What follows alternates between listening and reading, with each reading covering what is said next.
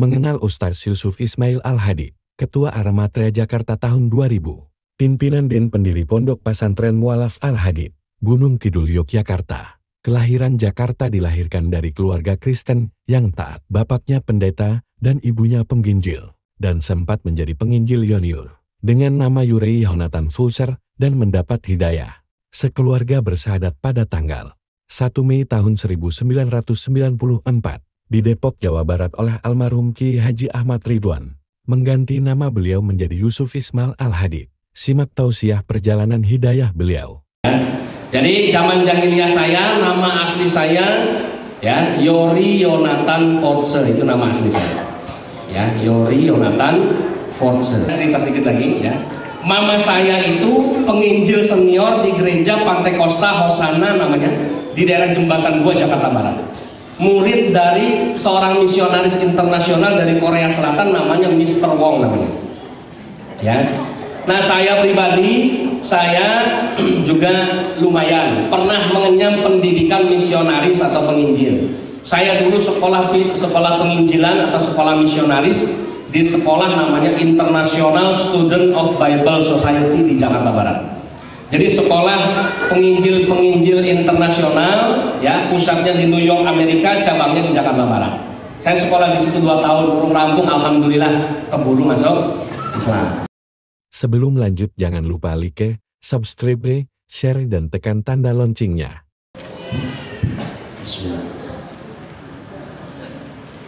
Bapak Ibu yang dimuliakan oleh Allah Subhanahu wa Ta'ala, sebelum dimulai, ibarat orang mau olahraga, harus ada pemanasan terlebih dahulu. Ya, kita pemanasan dulu ya Bu ya. Kula matur kagem basa Jawi nopo basa Indonesia mawon.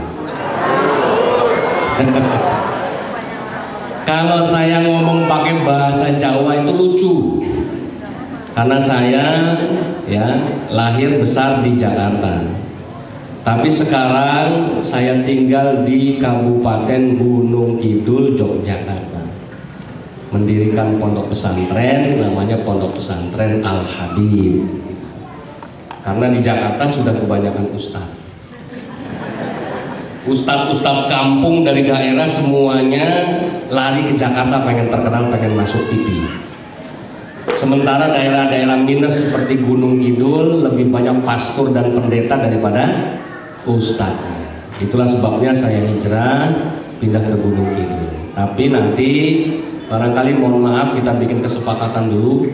Saya mohon maaf sekali lagi tidak fasih berbahasa Jawa, tetapi ya campur-campur bisa lah dikit-dikit gitu ya. Yang penting jenengan mudeng, aku yang mudeng ya. Saya ngomongnya nggak mikir-mikir panjang gitu ya. Jenengan nerimanya juga enak. Oke, setuju nggih? Sudah sarapan semua ini? Oh, saya alhamdulillah sudah ya dijamu oleh Pondok Pesantren Modern Ar-Risalah, subhanallah ya. Baik, kalau udah belum sarapan mungkin ada yang sudah, kalau minum sudah ya minimal ya, ngeteh atau ngopi sudah ya. Sehat semuanya di sini. Ya, betul ya. Saya lihat muka-mukanya insya Allah muka-muka orang sehat ya, muka-muka yang istiqomah ya, wajah-wajah ahli surga ya. Walaupun ada beberapa yang saya lihat memang kayaknya banyak utangnya ini. Mudah-mudahan utangnya segera lunas ya. Dapat rezeki yang halal dan barokah, amin ya rabbal alamin.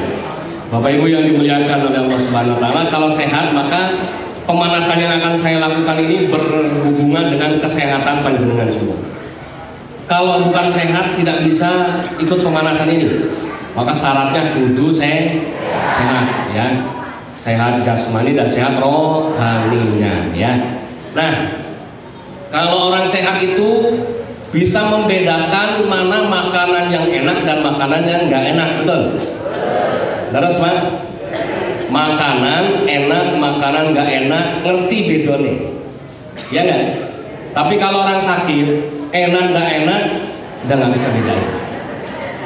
Kalau di rumah sakit, ya makanan di rumah sakit semuanya serba direbus, kentang direbus, ya kan, nggak pakai garam, ya kan, jadi nggak ada perasa itu sedikit, karena untuk orang sakit. Tapi kalau orang sehat, kurang garam tambah, ya, kurang gurih tambah, kan gitu. Bumbunya semakin kental semakin enak kan gitu, ya, apalagi sate Ponorogo. Ya. Nah, kalau begitu, kalau Bapak Ibu sepakat sama saya, orang sehat itu bisa membedakan mana makanan yang enak dan yang nggak enak, ya. Maka coba saya pengen tes panjenengan semua, apakah yang di sini semuanya sehat atau tidak?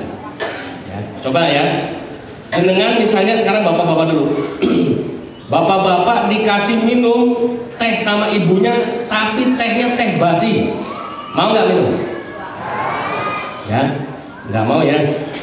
Ibu-ibu dapat besek berkat saking tetonggone atau sedulure, tapi kemudian makanannya yang di dalam besek itu basi, mau nggak dimakan? Betul. Bapak-bapak ke pasar beli ikan, tapi tahu ikan itu sudah tidak segar dan tidak layak dimakan, kira-kira tetap dibeli apa enggak?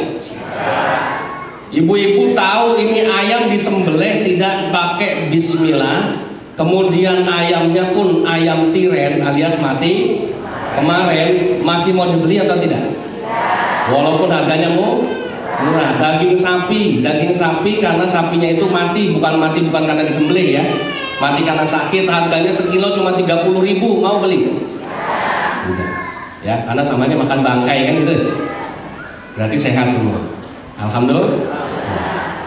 Tapi ini tes sekarang, saya mau ngetes, saya sambil duduk dan berdiri ya. Susahnya kalau jadi orang badannya gede, duduk kursinya mepet, berdiri ya pegel gitu.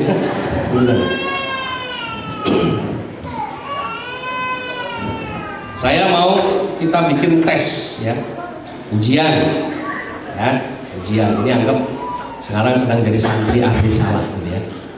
Nah, coba mau bapak-bapak dulu apa ibu-ibu dulu? Ibu-ibu dulu ya, kayaknya lebih banyak ibu-ibunya, betul? Ya kan? Lebih banyak ibu-ibu. Surga, neraka. Loh, Kanjeng Nabi bilang apa? Penghuni neraka sing paling oke sinten? Bapaknya bilang ibu. Kenapa Pak? Ibunya kok banyak masuk neraka? Lantaran nggak membolehkan bapaknya kawin lagi. Ya, cocok atau nggak cocok ya? Baik, ibu-ibu dulu karena ibu-ibu lebih banyak. Ya, kalau hadis Rasul penghuni neraka itu banyak wanita, tapi insya Allah di sini semuanya masuk surga. Amin ya Rabbal. Karena insya Allah di sini semuanya istri yang solihah. Ya. Baik ibu, sekarang tolong dijawab pertanyaan saya dengan semangat, hati-hati, ya, dan serius. Kalau saya ucapkan seperti ini, tolong dikomentari enak atau enggak enak ya. Selamat pagi ibu-ibu semuanya yang cantik-cantik. Bilang ya. Selamat pagi ibu-ibu yang cantik-cantik. Enak apa enggak enak? Kurang mesra gitu ya? Baik, coba. Bahasa Jawanya selamat pagi apa? Sugeng? Nah, sugeng enjing poro ibu-ibu ingkang ayu-ayu gitu. Enak apa enggak enak? Enggak enak. Ada yang bilang enak, ada yang bilang enak, belum kompak. Oke, kita ke bapak-bapak dulu. Ibu-ibu kompakin, enak apa enggak enak ya? Sekarang bapak-bapak, kalau saya ngomong seperti ini enak apa enggak enak dinilai ya? Salam sejahtera buat bapak-bapak semua yang ganteng-ganteng. Enak gak? Ulang. Salam sejahtera Pak. Enak gak? Bener. Berani ngomong gak sama bupati kalau kasih salam bilang dulu, orang enak salamu bupati. Meneng wae, beraninya sama ustadz bilang gak enak. Ya kan? Berani gak ngomong sama gubernur kalau kasih salam, salam sejahtera, instruksi gubernur, tolong salamnya jangan yang salam sejahtera. Kenapa? Gak enak. Berani ya? Gak berani. Kalau Ustaz wani. Enak apa gak enak? Balik nih. Bu, selamat pagi ibu-ibu. Enak apa gak enak? Kalau gak enak ngapain dijawab? Makanan basi enak nggak? Nggak enak. Mulut tetap nggak enak, nggak enak tapi tetap ngerti makanan basi dimakan diambil tetap disikat, tapi ditanya enak nggak? Enggak, tapi makan terus. Itu perumpamaan ditanya selamat pagi enak nggak? Enggak. Itu contohnya. Salam sejahtera nggak enak tapi tetap dijawab salam baik. Ya, tapi coba yang kompak sekarang saya tanya, sehatkan rohani kita. Yang paling penting itu sehat rohani. Nek sehat jasmani ketok. Wong sing pilek karo sing ora pilek ketok nggak Bu? Ketok. Orang yang sedang sakit sama yang sehat kelihatan, tapi kalau ruhiyahnya yang sakit ketok betul? Nggak kelihatan. Kelihatannya sehat, penampilannya bagus dan kiai, tapi ternyata hatinya busuk. Banyak, oke, kata, gitu. Makanya ada lagu ini tau, zaman wis akhir ya, penampilannya kiai, neng kaya wong edan gitu ya. Makanya harus hati-hati. Jadi coba sekarang saya mau tanya yang kompak bapak-bapak dan ibu-ibu, kalau yang ini enak apa enggak? Ya. Assalamualaikum warahmatullahi wabarakatuh.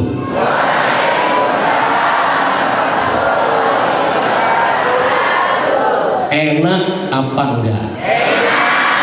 Enak apa tidak Bu? Yakin? Kalau enak mesti tanduk. Gimana?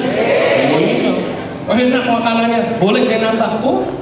Assalamualaikum warahmatullahi wabarakatuh.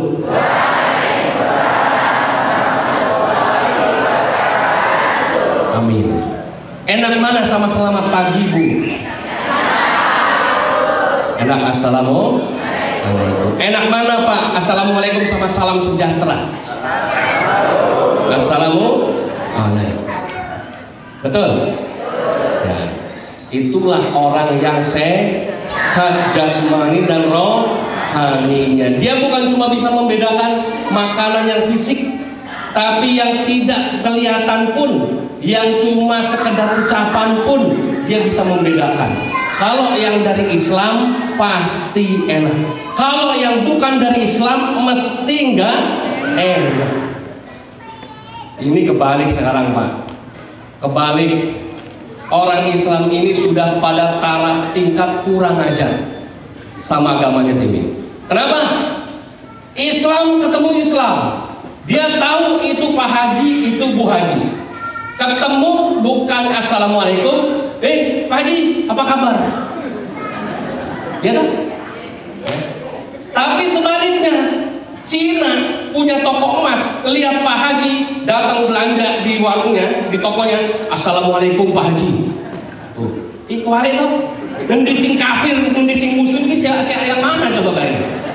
Betul nggak? Orang kafir, orang Kristen janjian rapat RT, Pak Markus, besok rapat ya, insya Allah. Tuh, ya betul. Pak Petrus atau Bu Maria, gimana kabarnya? Alhamdulillah saya itu. Padahal cetol salib gede, neng omahe salib gede, patungnya Bunda Maria. Tapi ditanya, ya dia bukan Islam, ditanya sama yang Muslim, bagaimana kabarnya Bu Maria atau Bu Anastasia? Alhamdulillah saya sehat. Giliran Bu Haji ditanya, Bu Haji gimana kabarnya? Apa?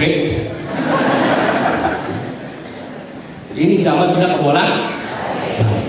Istilah kita dipakai sama mereka, barang busuk mereka dipakai sama orang Islam.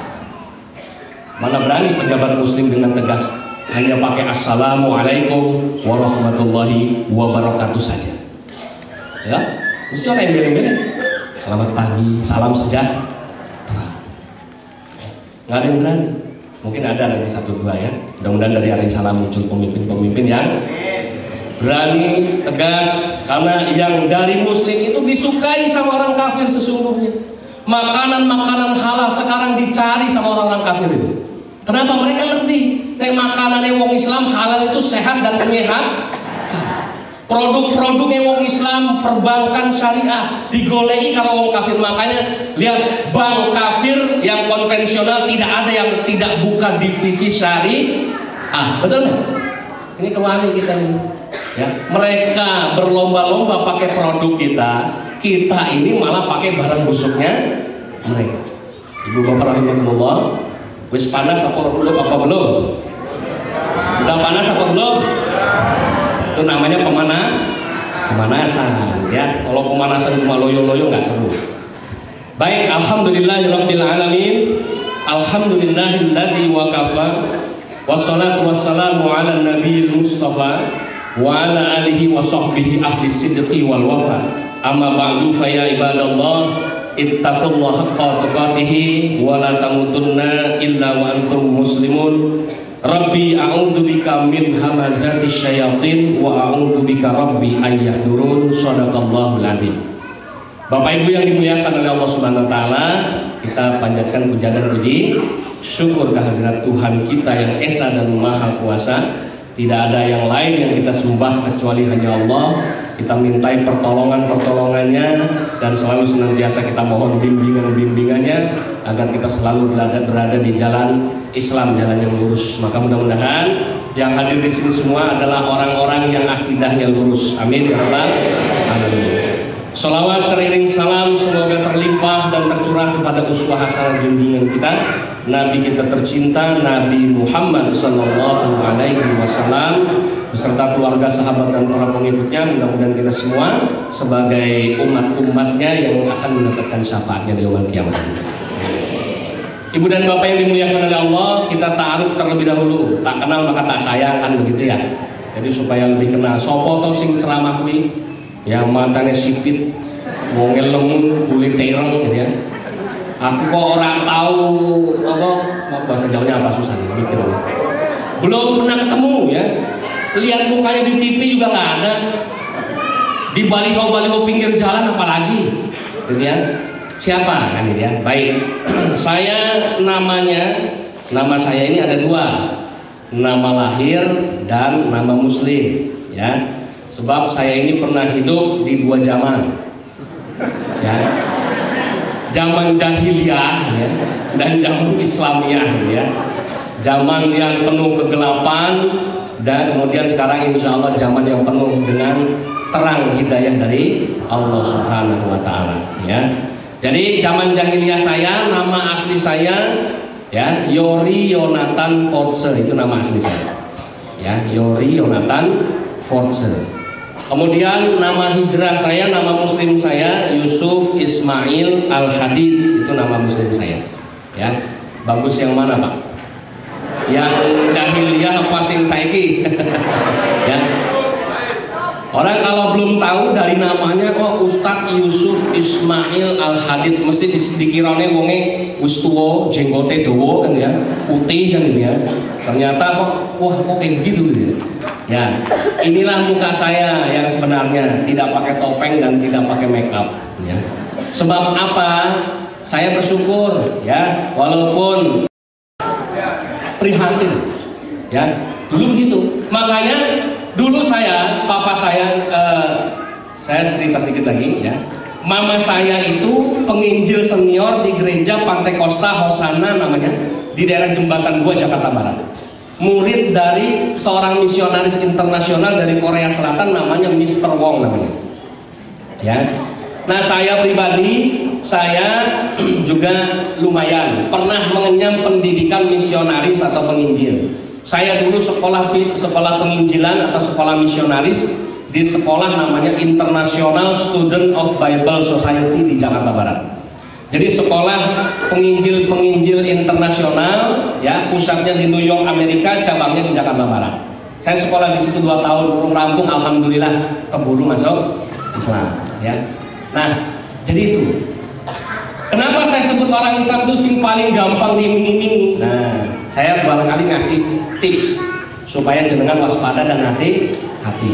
Misionaris Kristen itu terlatih untuk bisa membaca situasi dan kondisi dan melihat bagaimana mukanya orang Islam. Dia bisa bedain mana muka wong Islam yang bisa dikristenkan dan mana yang tidak. Kelihatan. Dulu saya ingat pelajaran ini namanya disebut psikologi misilah. Bagaimana kita melihat psikologis orang yang mau kita murtadkan dari wajahnya. Dari wajahnya itu nulis ketok. Dan sampai sekarang saya masih bisa melihat itu. Saya kalau disuruh merekomendasikan sama pendeta ini sekarang, di sini bisa saya tunjuk ini. Ini Sodi Kristen ke, ini orang, ini Sodi Kristen ke, ini orang, ini ketok. Begitu juga ibu-ibu. Ini bisa dikristenin, ini enggak. Ini bisa dikristenin, ini enggak. Dari mukanya harus bisa. Kenapa? Karena kalau nggak bisa, ciloko. Ngerti nggak? Salah-salah, sing ditekani, ya benar ya ditekani. Yang didatangi ini ternyata wong Islam sing kuat, boleh dipentungin ya gitu. Resikonya nyawa. Maka misionaris dalam menjalankan misi dia harus dibekali dengan ilmu yang sangat komplit. Termasuk tadi ilmu bisa membedakan mana mukanya orang Islam yang bisa dikristenkan dan mana yang tidak. Yang didatengin itu yang bisa dikristenkan atau yang tidak dulu? Yang bisa dikristenkan tuh jadi dilihat, oh ini bisa dikristenkan nih, datang. Oh kalau Pak Edi ojo ya. Ini datang ke tempat Pak Edi digorok nanti dia. Jadi jangan Pak Edi nggak didatengin, yang didatengin yang tetangganya Pak Edi gitu ya. Karena mukanya aja sudah bisa dilihat. Ternyata luar biasa orang Kristen ini. Mereka belajar bukan dari Injil. Makanya tadi saya sebut produk-produk Islam itu diambil sama dia. Produk-produk busuknya orang Kristen diambil sama kita. Itu yang saya maksud. Di dalam kajian-kajian di internal mereka mengkaji Quran, mengkaji hadis. Salah satu yang saya sebut ilmu ini diambil, ilmu bisa melihat mukanya orang Islam yang bisa dikristenkan dan tidak, itu diambil dari Quran, surat Al-Fat ayat yang terakhir. Surat Al-Fat ayat yang terakhir, ayat 29 yang terakhir. Lalu sebutan Mbak. Dan jenengan Islamnya duluan dari saya, makanya saya tanya dulu.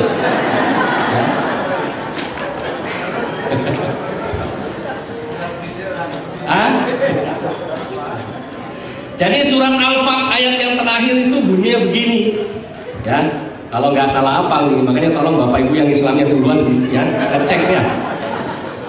Bismillahirrahmanirrahim. Penggalan ayatnya, awal ayatnya bunyinya Muhammadur Rasulullah. Walladzina ma'ahu asyidda'u 'alal kufar ruhama'u bainahum.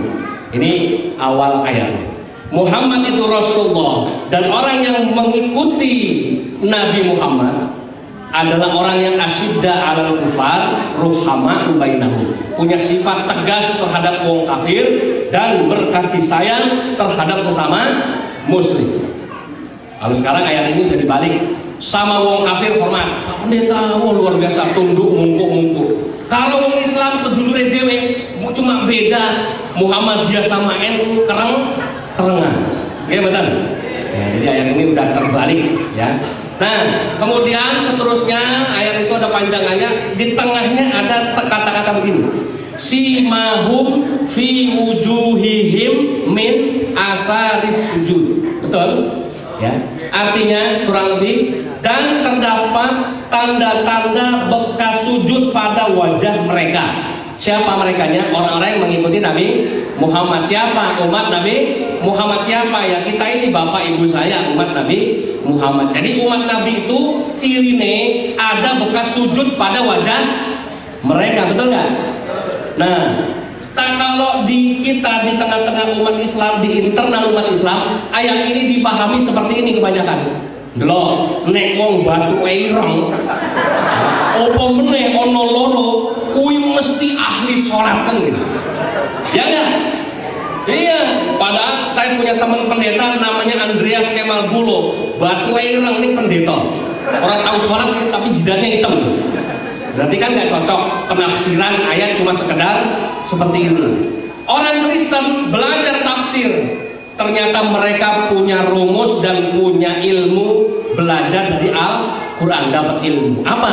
Membedakan orang Islam yang bisa dikristenkan dan yang tidak bisa dikristenkan bisa dilihat pada wajah mereka. Tuh, orang Kristen sinau, misionaris belajar.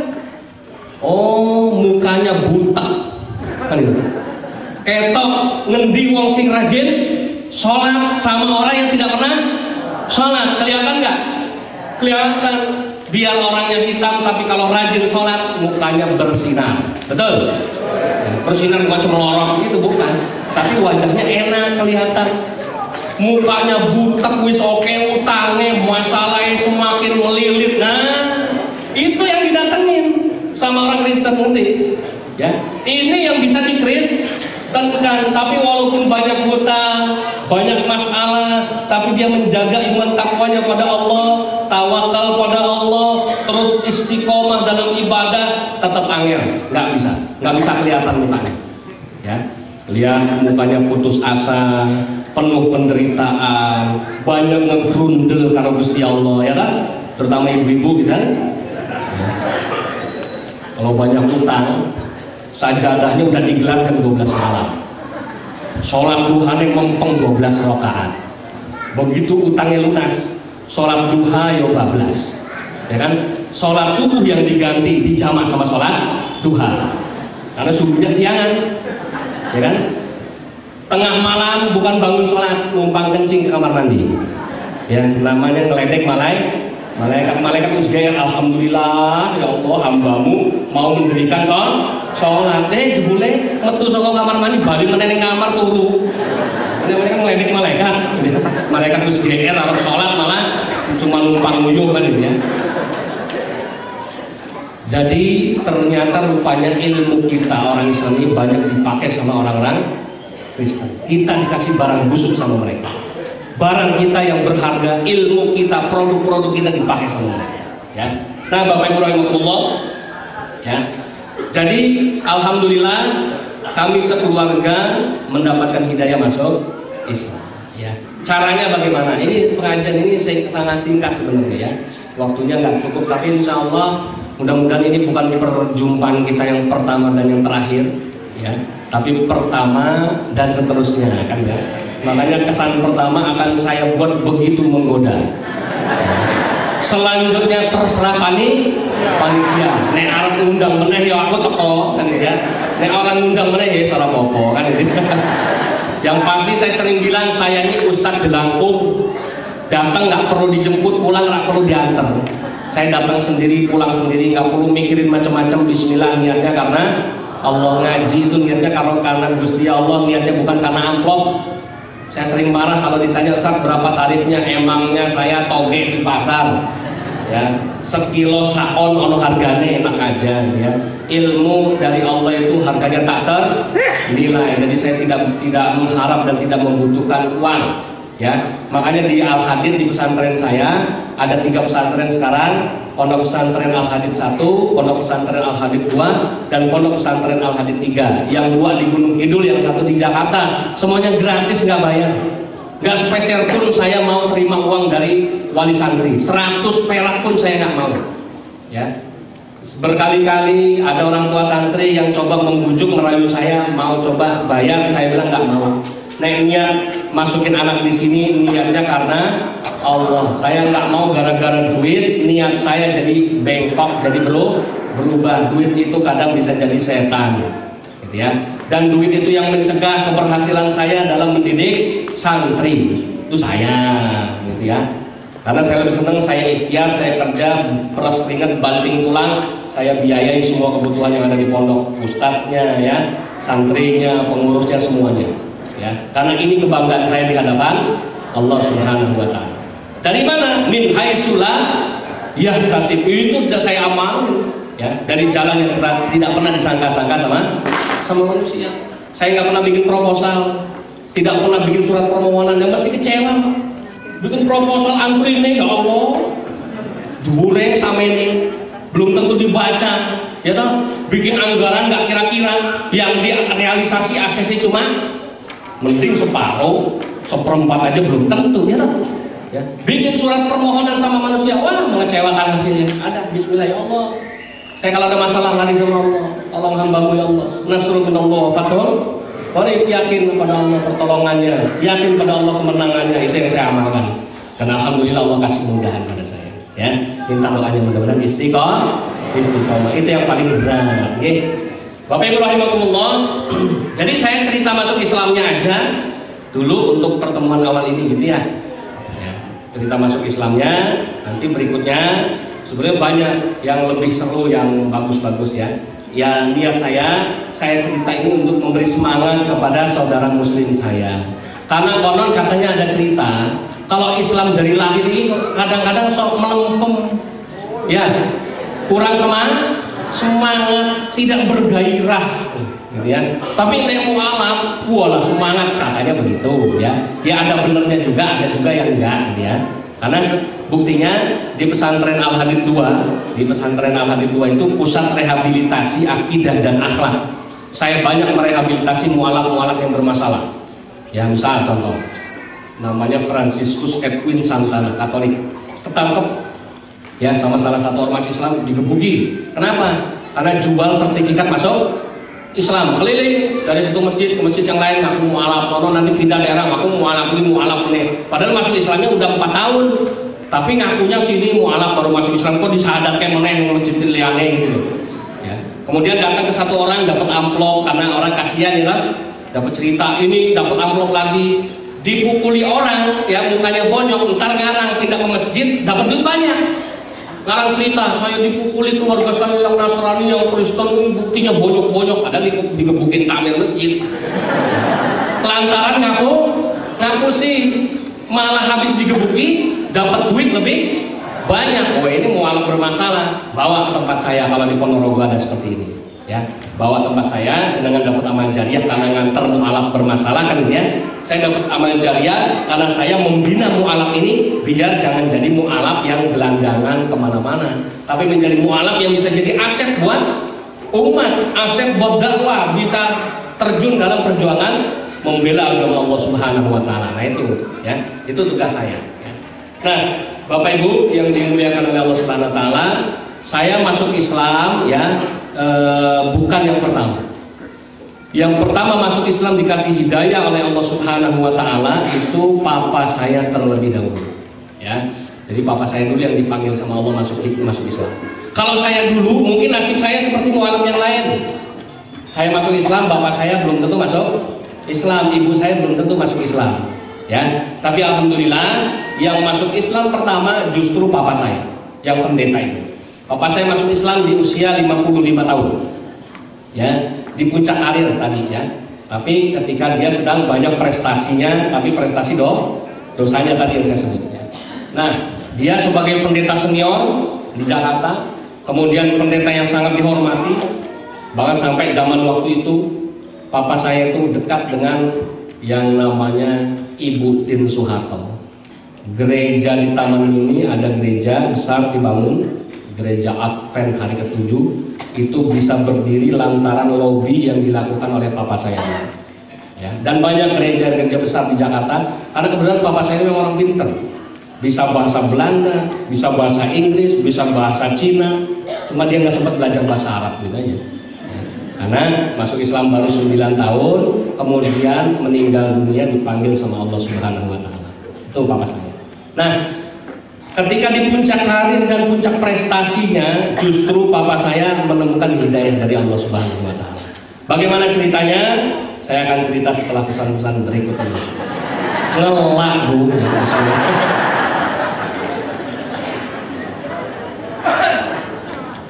Monggo silakan, Benjo.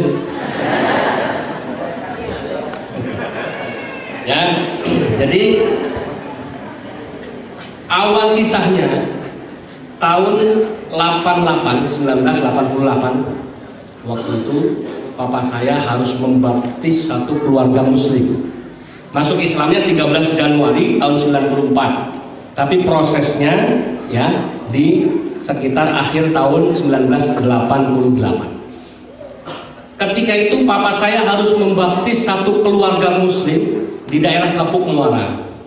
Kapuk Muara itu daerah kumuh, ya pemukiman kumuh, pendatang-pendatang dari luar daerah nyampe Jakarta itu banyak kontrak petak-petak di situ. Nah, ada satu keluarga Muslim namanya keluarga Abdullah, ya, yang terngimbing-imbing tadi. Ini pekerjaan mama saya. Mama saya namanya Li Tianyo namanya. Ya, nama KTP-nya Ripka Hartin. Karena zaman dulu, ya, zaman Pak Harto orang Cina tidak seperti sekarang. Orang Cina sekarang merdeka, saking merdekanya kurang ajar. Zaman Pak Harto dulu nggak macam-macam, nama aja nggak boleh pakai nama Cina, harus pakai nama Indonesia, nama KTP. Ya, maka nama mama saya dulu nama KTP-nya Ripka Hartin. Ya, makanya zaman sekarang Cina menemukan kebebasan. Ada yang positif apa? Muslim dari etnis Tionghoa sudah mulai muncul, ya kan? Berani tampil. Ini positifnya, tapi cuma sedikit. Yang negatif banyak. Imlek bikin perayaan, ya. Pecun bikin perayaan, ya kan? Kemudian macam-macam lah. Saya sampai udah lupa gitu ya, karena sudah tidak pernah ikut-ikutan lagi yang seperti itu. Ya, ya itu. Ya, akhirnya kekafiran mulai merajalela, gitu ya, di mana-mana. Nah, jadi waktu itu mama saya profesinya setiap habis kebaktian di gereja mengumpulkan dana dari jemaat ibu-ibu ini, ya. Ayo ibu-ibu, kita akan mengadakan kegiatan bakti sosial. Tolong satu orang patungan 100.000 rupiah. Nggak ada kecil-kecil. Emangnya di Islam infak yang dibolehin kotak infak yang gede, Pak. Ya, kenapa dia dicari kotak biasanya? Kalau infaknya ke dalam kotak, ini mesti sing cilik. Kalau yang gede-gede amplopan, main ketok kandel diserahkan langsung ke panitianya, ditulis sih Soko Bapak Haji Iki yang gitu. Tapi kalau yang kecil-kecil isin, Pak, kotak infaknya ngendi ya Pak? Ya, kan gitu, plung gitu.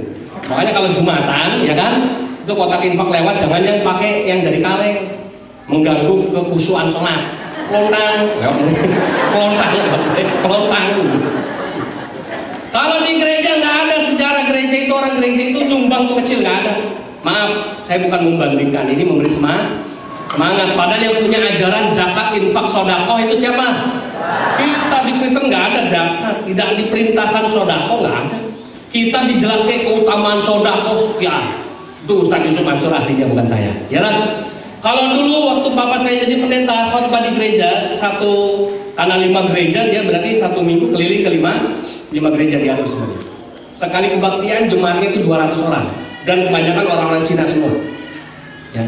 Dilihat pernah satu saat ada yang masukin kotak infak. Kalau di Kristen itu bukan pakai kotak tapi pakai jaring, kayak jaring ikan gitu. Ya. Ada 2 kebaktian di awal sama kebaktian di akhir, 2 kali keluar. Yang pertama warnanya kuning, merah, yang kedua warnanya hitam. Yang satu untuk maintenance gereja, perawatan gereja, bayar listrik, bayar air, bayar tukang kebun, macam-macam, ya. Yang satu khusus buat pendeta. Jadi 2 kali keluar. Dilihat ada jemaat yang kasih kolektor namanya kalau kita infak 1.000 waktu itu. Dimaki-maki Pak orang itu sama bapak saya. Ditanya, lagi khotbah. Lihat ada yang kolektor 1.000. Berapa tadi kamu kasih buat Tuhan? Persembahan buat Tuhan tadi. Diam dia mukanya pucat. Berapa? Coba jawab, terus terang. 1.000 Pak.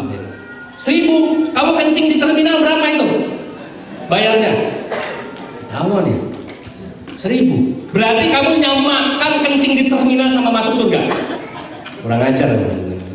Mau masuk surga kok harganya 1.000. Ya. Kalau di Kristen dia malu. Kalau di Islam digituin, ustadznya dimarahin. Sing penting kan ikhlas kan, ya. Jangan. Mending siti ini ikhlas daripada oke, orang ikhlas. Nah itu dalilmu. Ya. Sing oke ikhlas lebih rapi ya, daripada sing cilik ya. Duitnya di kantong 100 ribuan 5, yang dikeluarin cuma 1.000, ini namanya bakhil gitu ya. Jadi kadang-kadang kita tuh cari dalil buat diri kita sendiri gitu ya. Nah, jadi bayangkan kalau terus ditanya berapa yang pantas waktu itu 20.000 sekali masuk 20.000, 2 kantong berarti 40.000 sekali kebaktian di gereja itu orang Kristen infak di kotak itu ya kalau kita ya itu 40.000 rupiah. Nah bayangkan ya, kayaknya pendeta seperti apa bedanya sama jadi ustaz ya. Kan tadi satu kantor khusus buat pendetanya, 20.000 dikali 200 orang berapa? 4 juta kali 5 gereja itu berapa? 20. Itu baru satu minggu kali 1 bulan. Nah zaman dulu mana ada gaji manajer, gaji direktur, zaman waktu itu tahun 80, 1 minggu 20 juta. Makanya enak kalau jadi pendeta, kaya. Nah waktu itu ya, singkat ceritanya, mama saya menghimpun dana dari jemaat. Ayo kumpulin dulu sumbangan. Ada yang kasih uang, ada yang kasih emas ya, macam-macam, pokoknya yang dibawa. Nah kalau sekarang caranya lebih hebat. Saya punya teman namanya Gustaf namanya. Dia cerita, Ustadz Yusuf, kalau sekarang di gereja udah nggak pakai kotak infak, kalau zaman kita pakai kolektor. Terus gimana? Selesai kebaktian, semua jemaat suruh maju ke depan. Maju ke depan satu-satu. Di meja pendeta ini sudah ada mesin debit ATM, BCA, Mandiri, ya, BNI, komplit, Bank Mega semuanya. Jadi gesek. Saya coba bayangin kalau digesek kira-kira ngetik 10.000 nggak? Nggak mungkin, ya toh, konangan ketok 10.000. Tapi mesti minimal 50.000 ini lebih gede meneh. Bahkan mungkin lebih dari itu. Ya. Saya bayangin kalau santri-santri ya mau cari dana buat pembangunan masjid, nggak usah zaman dulu kan pakai mobil ya teruntung gitu ya, pakai horon masjid, pakai kotak infak keliling gitu ya. Saya bilang jangan, zaman sekarang harus canggih, bawa mesin debit, ke pasar, siapa yang mau infak buat masjid sekarang gesek bis ATM-nya kan gitu. Jangan mau kalah gitu. Ya itu sampai seperti itu. Makanya penghimpunan dana di gereja itu luar biasa, besar sekali. Nah, siapa yang bikin mereka kaya? Siapa kira-kira? Kita orang Islam. Yang kaya itu orang Islam. Yang bikin kaya orang Kristen itu adalah orang. Nah contohnya Pak Bu, gampang sederhana. Yang punya toko emas itu banyak orang Islam apa orang non Islam? Orang non Islam jarang Pak Haji punya toko emas, jarang ya. Kebanyakan sing duwe toko emas mesti matane sipit-sipit, kulitnya putih-putih, mesti bukan orang Islam. Ada juga Cina Muslim punya toko emas tapi sedikit. Coba bayangkan sekali kita beli emas 1 gram ya, misalnya harganya 400.000. Ibu beli harga 400.000 kalau beli, kalau dijual potongannya berapa persen? Berapa persen tuh kalau jual emas?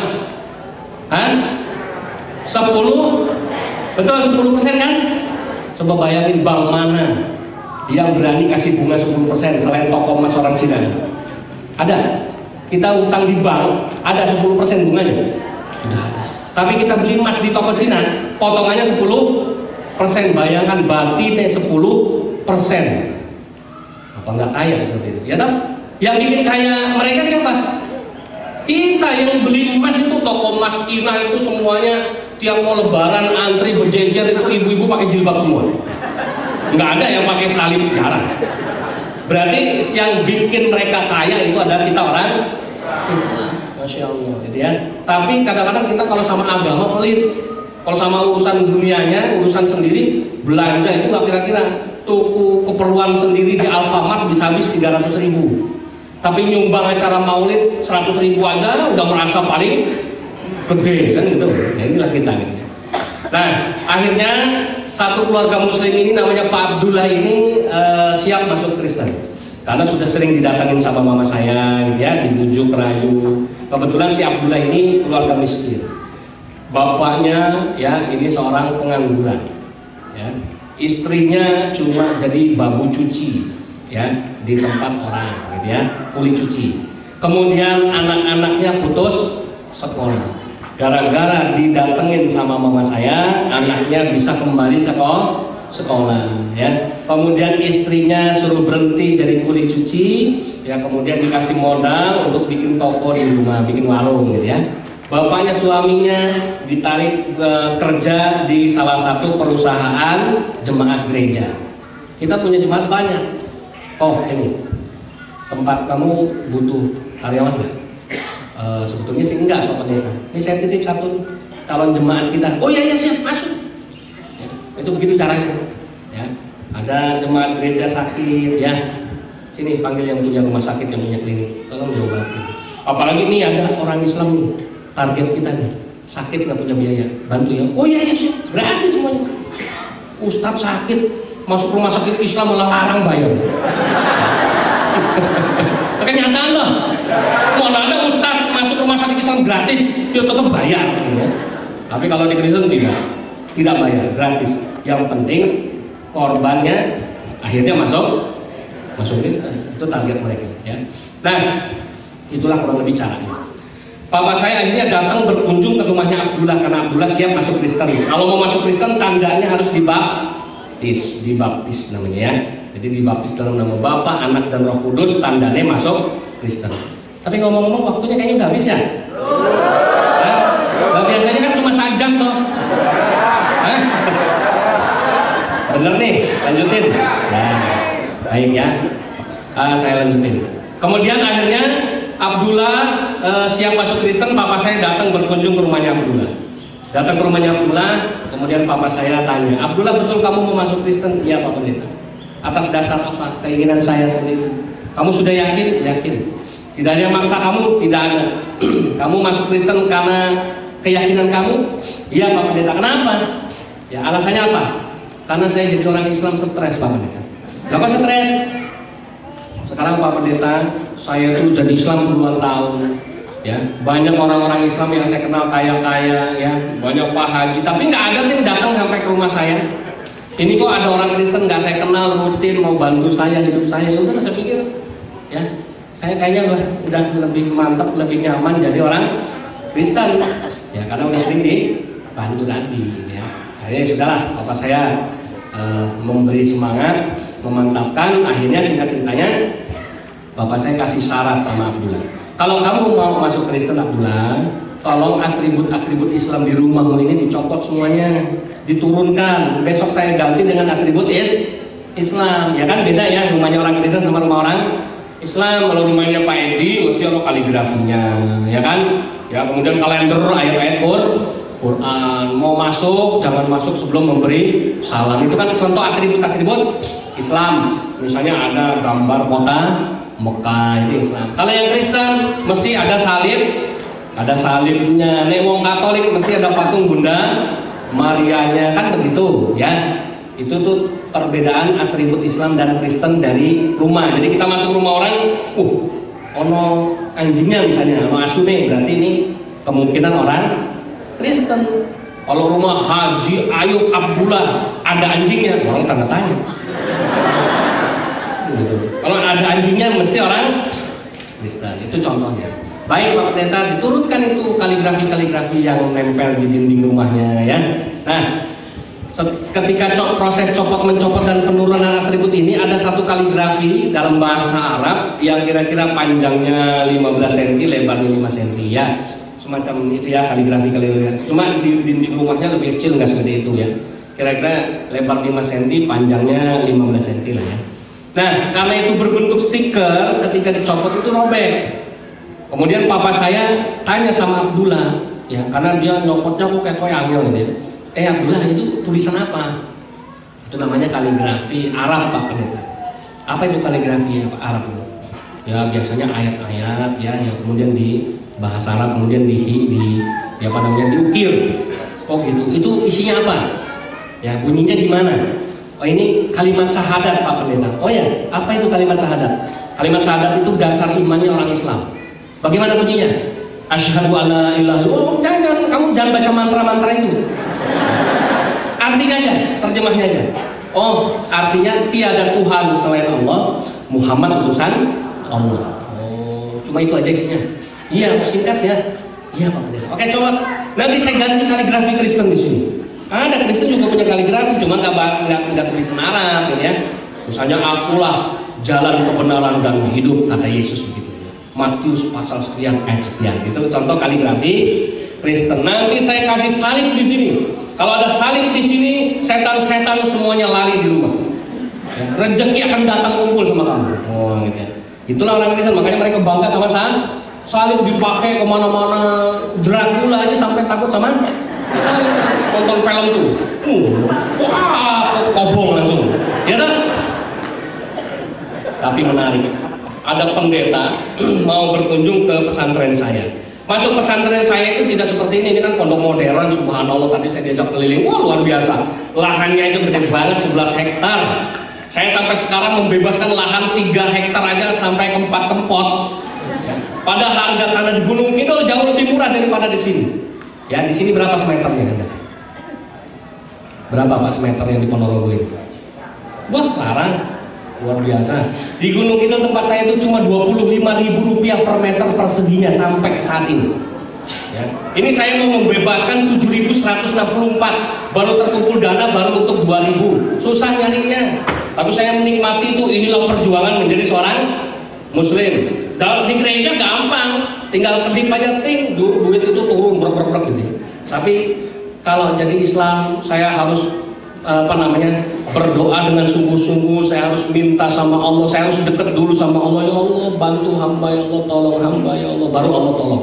Itu lebih nikmat. Kenapa? Saya dididik untuk betul-betul dekat sama Tuhan dulu. Nggak enak tiba-tiba minta sama pendeta, minta sama gereja, dikasih, nggak seru gitu. Lebih seru kalau kita berjuang di jalan Allah. Ya, saya sampaikan pada jamaah, ayo yang mau kumpul wakaf tanah 25.000 meter, kumpul 2 meter, 3 meter. Alhamdulillah, nggak kerasa udah 3 hektar gitu ya. Nah itu di Gunung Kidul gitu ya. Jadi mau masuk pesantren saya itu gerbangnya bukan gerbang besar, gerbangnya itu makam kuburan, namanya Gantung Sirah. Saya dulu ceritanya berangkat dari Jakarta pindah ke Gunung Kidul itu modalnya bismillah. Ya, dalam keadaan tidak punya apa-apa, karena setelah jadi Islam semuanya Allah ambil. Rumah saya tinggalin, mobil saya tinggalin, semuanya tidak ada kecuali baju di badan. Kita sekeluarga itu jadi miskin semiskin-miskinnya, melarat semelarat-melaratnya. Saya pernah jadi tukang sampah, pernah jadi tukang kebun di sekolah. Papa saya pernah jadi tukang kue keliling, jualan kelapa, pendeta loh dulu di gereja dihormati. Ya, duitnya banyak. Jadi Islam kudu harus melarat. Bisnis sama Pak Haji malah ditipu sama Pak Hajinya. Wallahi ini benar cerita ini. Tapi tidak menyurutkan semangat papa saya untuk terus berjuang di jalan Allah. Ini ujian. Pak Haji juga manusia. Tidak ada bedanya. Duit yang beda. Itu namanya Fatona, sifat Nabi luar biasa, cerdas, malah korupsi sapi. Ya kan? Namanya jenenge apa? Fatona kan ya. Tapi ternyata korupsi sapi kan itu. Jadi enggak melulu. Itulah manusia. Makanya kata papa saya, kita jangan melihat manusia, kita melihat Allah yang menjadi Tuhannya orang Islam. Itu fatwa papa saya dulu yang menjadikan saya semangat. Jadi cari tanah yang murah kan yang dekat kuburan. Apalagi buat pesantren, wah paling cocok. Jadi masuk tempat saya itu lewat makam namanya Gantung Sirah namanya. Ini kuburan angker pada waktu itu. Jangankan malam siang aja orang nggak ada yang pernah lewat, nggak ada yang berani lewat. Saya dari Jakarta kumpul duit sama jamaah. Ini ada tanah 3.200 meter. Saya mau beli, saya mau bikin pesantren. Alhamdulillah orang Islam itu sangat percaya sama saya. Percaya ya, kemudian dibebaskan. Waktu itu harganya 25 juta tahun 2007, masih murah. Sekarang naik dikit-dikit ya. Nah kita bebasin, jadilah pesantren. Jadi ada pendeta, saya sering undang pendeta-pendeta. Pesantren saya ini pesantren yang terbuka untuk semua agama, tidak tertutup. Saya undang Kristen, saya undang Katolik, saya undang pastor, pendeta, siapapun yang mau datang ke pesantren saya. Ya, karena dengan harapan setelah masuk pesantren saya, keluar mudah-mudahan sudah jadi Muslim, begitu harapan saya. Masuk belum disunat, keluar sudah disunat, gitu. Ya. Itu cita-cita saya ya. Ya kan saya kasihan, masa nikmat hidayah mau saya nikmati sendiri, sementara banyak yang masih jadi orang Kristen kan gitu. Ini orang-orang ini yang seperti ini harus dikasih pencerahan, dikasih kesadaran, diberikan dakwah, didoakan supaya mereka dapat hidayah dari Allah. Sopo ngerti dari orang 10 orang yang saya dakwahi orang Kristen, baik pastor, pendeta, ada 1-2 yang kepincut masuk Islam kan begitu. Karena masuk Islam itu iman kita, harga iman kita itu khairum minad dunya wa ma fiha, lebih mahal daripada dunia dan segala isinya. Nah, jadi kembali ke cerita pendeta, dia datang ke kuburan, kalau mau pesantren saya cerita, Ustaz, wah luar biasa. Kenapa? Saya tadi ketakutan setengah mati karena ternyata masuk pesantren Ustaz lewat kuburan. Kenapa takut? Ya takut lah, orang nggak pernah saat bilang dia itu kuburan gelap begitu malam-malam. Saya pikir apa saya salah, mana pesantrennya kok malah masuk kuburan. Jadi benar-benar masuk kuburan dulu baru ketemu pesantren gitu kan. Ya saya kan kamu punya salib gitu ya.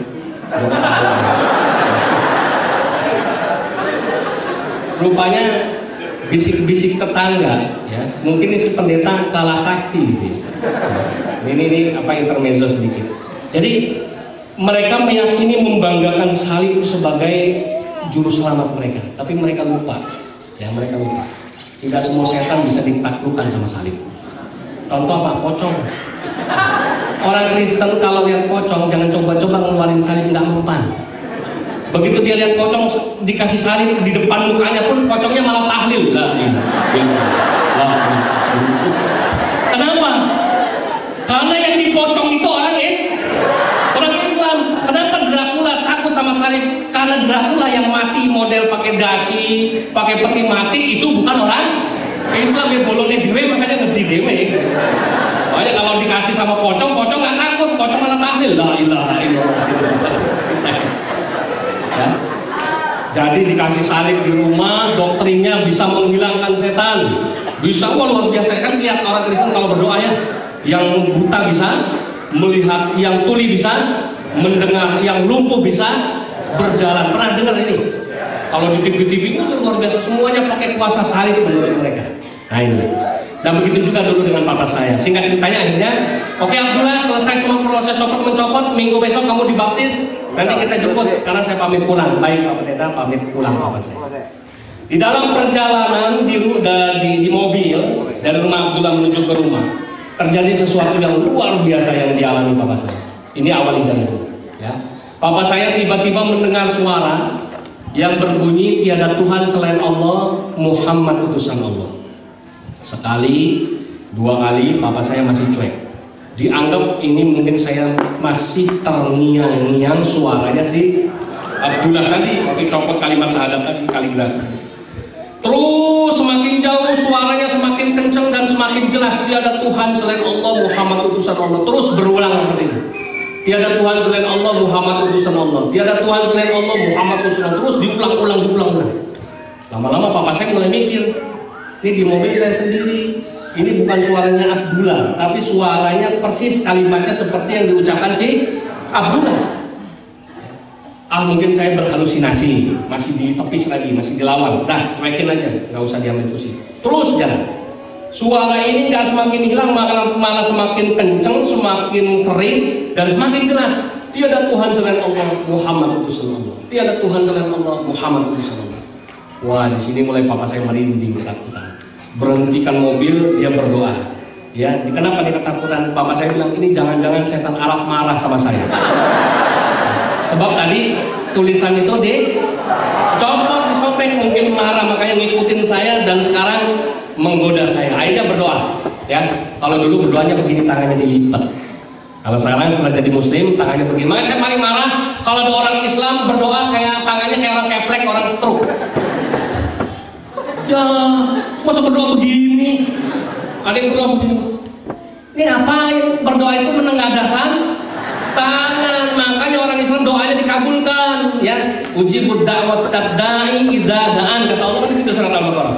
Ya, kalau hambaku berdoa maka akan aku ijabah. Ya, karena berdoanya seperti ini, menengadahkan tangan. Kalau dulu berdoanya begini, gimana mau dikasih, malaikat bingung, ya dilipit tangannya.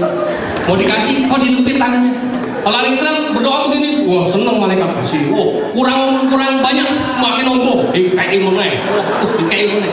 Itu orang Islam berdoa. Jadi berdoa ya dalam nama Yesus, ya dengan darahmu, dengan kuasamu ya Tuhan. Aku usir segala macam setan-setan Arab yang mengikuti. Kurang lebih gitu. Saya udah nggak paseng baca doanya. Nah, duluan paling hafal doanya doa Bapak kami, gitu ya. Nah, jadi kalimat dalam nama Yesus itu adalah ayat kursinya orang Kristen, khusus untuk mengusir setan-setan. Dipakai itu, dibacakan itu dengan niat supaya suara-suara ini hilang. Selesai berdoa, lanjut lagi naik mobil, perjalanan pulang. Ternyata suaranya datang lagi. Kali ini datangnya lebih sering, lebih kenceng, dan lebih jelas suaranya. Tiada Tuhan selain Allah, Muhammad utusan Allah, tiada Tuhan selain Allah, Muhammad utusan Allah. Papa saya kewalahan, cepat sampai rumah, saya pengen istirahat, mungkin saya kecapean. Sampai rumah dia istirahat, dah selesai, bangun tidur, suaranya datang lagi, tiada Tuhan selain Allah, Muhammad utusan Allah, tiada Tuhan selain Allah. Wah, papa saya, ini setan Arab jenis apa kok sampai gak hilang-hilang gitu ya. Bapak Ibu, papa saya itu ahlinya berdoa di gereja. Dulu pernah ada jemaat kena kanker darah, atau kanker darah, berobat ke macam-macam negara keliling dunia, nggak ada yang sembuh. Ditumpangkan tangan, diurapi, didoakan papa saya, dalam nama Yesus keluar kau segala jenis penyakit, sembuhkanlah ya Tuhan ibu ini. Sembuh Pak, dikasih wakaf bangunan menjadi gereja, hadiah karena sembuh dari penyakit. Yang kesurupan sembuh, yang sakit sembuh, didoain papa saya. Ini doain dirinya sendiri malah nggak hilang-hilang. Akhirnya dihajar lagi sama doa, nggak mau hilang. Masa minta tolong sama pendeta sebelah, tolong doain saya, kan gengsi. Apa kata orang? Lah dia yang hebat aja berdoa nggak mempan, apalagi saya kan. Karena bapak saya waktu itu pendeta sepuh sudah, ya. Baca Injil tidak hilang, semakin kencang. Khotbah di gereja sedang berapi-api, bilang sama jemaat, saudara-saudara yang terkasih dalam Tuhan, kita harus yakin dan percaya bahwa Yesus adalah juru selamat kita, tiada Tuhan selain Allah. Papa saya goyah. Macam-macam cara diusahakan, dilakukan supaya setan Arab ini pergi, nggak hilang-hilang juga. Kenapa disebut setan Arab? Maaf, ini salah memang. Cuma dulu kan belum tahu ya. Dulu itu kan terkenal yang namanya Arab itu ya, tempatnya jin hebat-hebat. Makanya jin yang terkenal dulu, yang paling sakti, yang paling hebat, nggak ada jin Petrus namanya, nggak ada. Yang terkenal jin Ifrit kan begitu. Itu terkenal di telinga orang Kristen juga tahu. Yang nggak ada jin Matius, nggak ada. Yang ada jin Ifrit itu. Makanya bapak saya ketakutan setengah mati, ini jangan-jangan setan Arab yang ngikutin ya. Ternyata setelah belakangan tahu. Makanya kenapa nggak hilang-hilang, lah bukan setan. Ya kan? Ini kan bukan setan, ini hidayah. Nah, singkat ceritanya papa saya mau ngapain aja pokoknya suara tiada Tuhan selain Allah, Muhammad utusan Allah ngikut. Mau makan tiada Tuhan selain Allah, Muhammad utusan Allah. Mau minum tiada Tuhan selain Allah, Muhammad utusan. Terus kemana-mana nggak hilang-hilang suara ini. Singkat ceritanya 1 bulan lamanya papa saya ini berjuang untuk menghilangkan suara tiada Tuhan selain Allah, Muhammad utusan Allah. Menurut syariat Kristen, pokoknya segala macam cara udah dilakukan, ya, nggak hilang-hilang dulu. Terakhir bapak saya menyerah. Udah, saya tidak mau melawan lagi, saya tidak mau ngapa-ngapain lagi. Saya cuma mau tahu sebetulnya suara ini maunya apa. Ya, bapak saya coba merenung, berpikir, cari akal, cari ide, ya supaya suara ini hilang bagaimana. Nah kemudian dia mulai tenang, dia mulai dengarkan itu apa tiada Tuhan selain Allah, Muhammad utusan Allah. Akhirnya dapat satu ide, ya, dapat satu ide. Bapak saya begini waktu itu bilang, barangkali dengan mencari tahu siapa Allah, siapa Muhammad, suara ini bisa hilang. Oh, boleh katanya. Tapi bagaimana caranya? Nggak mungkin saya datang ke Pak Kiai, datang ke Ustadz, gengsi dong, ya. Caranya yang paling aman adalah apa? Dulu belum ada internet, ya, belum ada Mbah Google yang kurang ajar lebih hebat dari Kiai. Ya. Nah, orang Islam sekarang nggak mau datang ke Kiai, udah ada Kiai Google kan gitu. Luar biasa ya. Nah, akhirnya bapak saya cari ide beli buku-buku Islam. Nah, ya, di mana? Itu di daerah Kuitang. Di depan toko buku Wali Songo, setiap hari Minggu pagi ada pengajian, di pinggir jalan jualan buku-buku Islam semua. Oke. Nah, akhirnya bapak saya pergi. Tanya sama yang jualan buku, Pak, saya mau cari buku Islam, Pak. Ya. Oh ini Pak, buku Islam semua, Bapak mau nyari judul buku apa? Tambah bingung bapak saya. Nyari judul buku tiada Tuhan selain Allah, Muhammad utusan Allah, apa ada judul buku gitu. Nah, yang penting saya cari sendiri Pak, ini buku Islam semuanya Pak, ini buku Muslim semua Pak, nggak ada buku yang lain. Bapak saya cari keliling satu-satu. Ada satu judul buku yang menarik perhatian bapak saya waktu itu. Judul bukunya sederhana, bukunya pun tipis. Judul buku ini judulnya Hidup Sesudah Mati, karangannya B. Arifin. Mungkin bapak-bapak yang sepuh-sepuh tahu itu, ya. Karena bapak saya kalau masih hidup nih umurnya hampir 80 tahun, yang masih hidup ya. Karena waktu itu meninggal usia 64 tahun. Pas dengan umurnya Rasulullah SAW. Nah, Jadi baca buku ini menarik perhatian papa saya. Hidup sesudah mati. Oke, saya beli, baca di rumah. Selesai baca buku itu kan cuma tipis. Ya. Selesai baca buku, papa saya heran, terkagum-kagum. Kok Islam bisa menceritakan proses kehidupan setelah kematian? Dan ini masuk di akal. Kalau di Kristen tidak ada. Begitu mati, yang penting kamu sudah dibaptis dalam nama Bapa, Anak, Roh Kudus. Kamu percaya pada Yesus sebagai juru selamat, sudah langsung dapat tiket VIP masuk surga. Iya, tidak ada proses tidak. Tidak ada proses pertanggung. Tidak ada ditimbang-timbang pahala dan dosa, kelamaan tiket VIP masuk surga. Gitu. Begitu dibaptis, dosamu yang lalu dan yang akan datang sudah diampuni Tuhan. Itu enak. Makanya kalau nggak mau punya dosa masuk, kayak nama Pak Kiai sini, ya kan, masuk Kristen. Jadi Pak Edi kalau masuk Kristen dibaptis masuk Pak Edi. Apa Pak Edi? Tidak punya dosa. Yang lalu dan yang akan datang sudah diampuni. Jadi kalau berbuat dosa sudah diampuni Tuhan. Berbuat dosa diampuni Tuhan. Enak. Dan langsung dapat, begitu mati dapat tiket VIP masuk surga. Makanya kalau mau praktis simple, ambil jalan pintas, dijamin gak punya dosa, kemudian langsung masuk surga jadi wong Kristen. Silakan. Mau?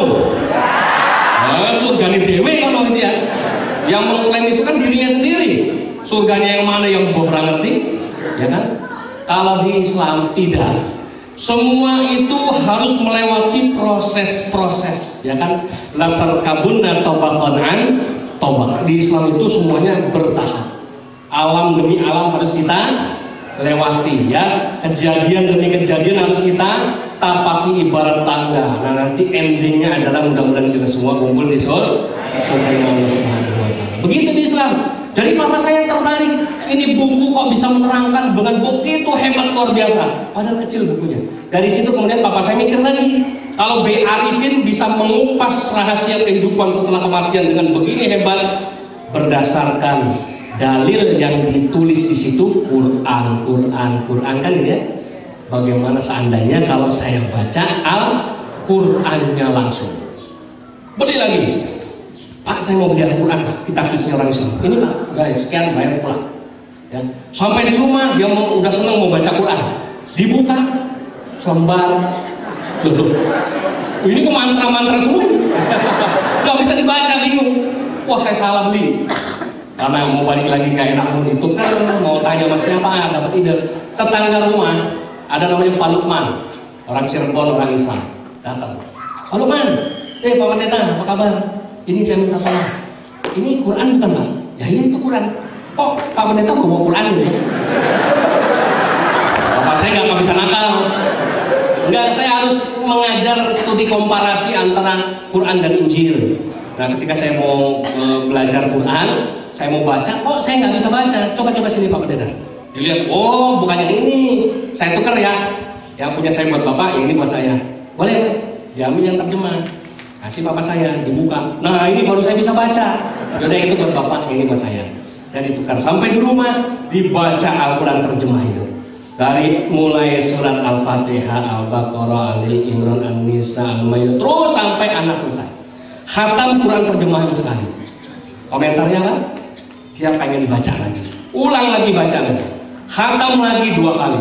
Pengen baca lagi. Khatam lagi 3 kali. Pengen baca lagi 4 kali sampai 7 kali. Papa saya menghatamkan Quran terjemah. Komentarnya 1 kalimat. Semua pertanyaan dalam hidup saya mampu terjawab oleh Quran. Tapi tidak semuanya bisa dijawab oleh Injil. Papa saya nggak bilang Injil nggak bisa jawab. Tidak semua. Tapi kalau Quran semuanya terjawab tuntas. Itulah yang menjadikan papa saya senang dibaca berkali-kali. Bukan Islam, masih pendeta, dan yang dibaca bukan Arab tapi terjemahnya. Akhirnya singkat ceritanya, dari sini yang memicu papa saya untuk terus belajar Islam, ya, tanya, diskusi, dialog, sampai akhirnya tanggal 13 Januari tahun 94 papa saya memutuskan untuk masuk Islam. Alhamdulillah, ya. Jadi waktu itu papa saya resmi memeluk agama Islam, ya, resmi jadi muslim. Baru 1 yang selesai, ya kan? baru papa saya. Bersambung ya. Panitia bilang sama panitia, ya suruh undang lagi apa bulan depan apa 2 minggu lagi. Ini pengajian rutin yang hari Minggu. Nah, silakan nanti kalau saya nggak ada halangan, ya waktunya cocok, segera insya Allah saya akan sambung lagi ya di lain kesempatan ya. Jadi alhamdulillah waktu itu tanggal 13 Januari tahun 94 papa saya resmi masuk Islam, dan luar biasa ketika dia bersyahadat ada kejadian sangat-sangat yang mengharukan dan bikin papa saya merinding. Jadi ceritanya singkatnya ini sebagai suplemen tambahan dan penutup. Papa saya waktu mau disyahadatkan itu dalam kondisi kena penyakit eksim sudah 5 tahun. Tahu eksim Pak? Zaman dulu namanya eksim. Nggak ada orang sekarang nggak ngerti kayaknya. Itu loh. Ya ini biangnya budik Pak, lebih parah dari budik.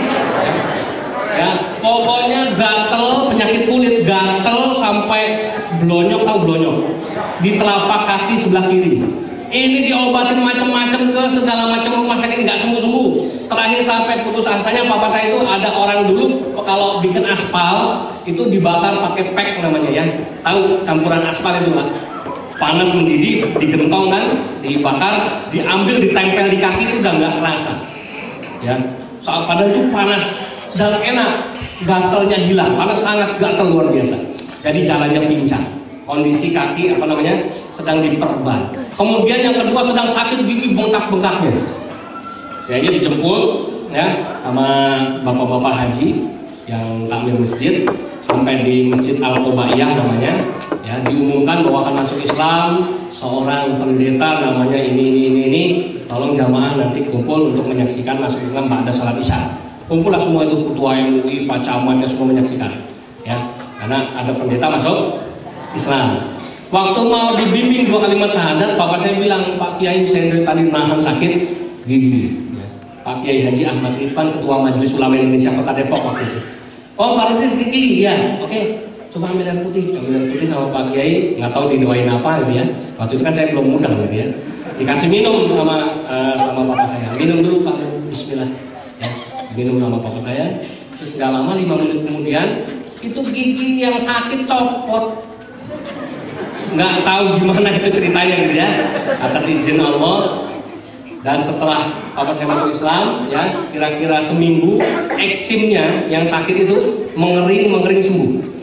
Jadi alhamdulillah 5 tahun menahan penderitaan sakit kulit, begitu syahadat, barokahnya syahadat, kakinya eksim itu sembuh total, kering sampai sembuh mulus kembali. Kemudian pas sakit giginya bisa copot. Saya penasaran, begitu masuk Islam saya datang ke Pak Kiai. Pak Kiai dulu baca doa apa sama papa saya? Pak Kiainya nangis. Dia bilang, demi Allah, demi Rasulullah, saya ini manusia lemah, nggak punya kemampuan apa-apa.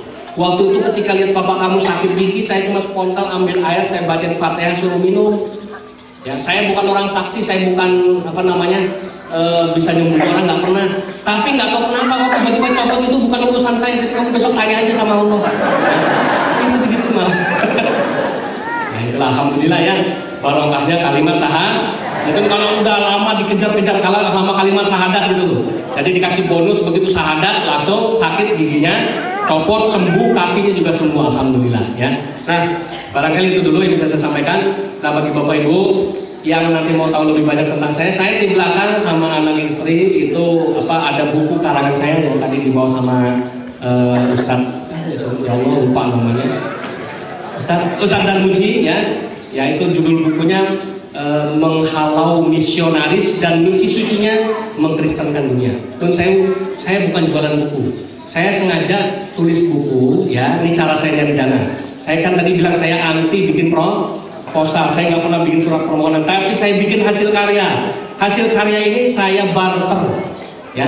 Saya sekarang sedang perlu pembebasan tanah yang 1 meter 25.000 rupiah.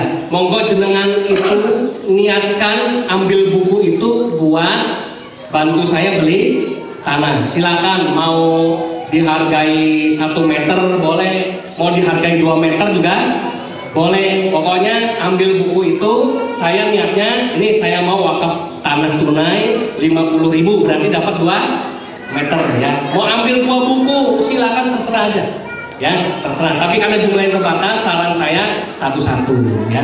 Sebab kalau nggak salah saya cuma bawa 100 buku kalau nggak salah. Ya.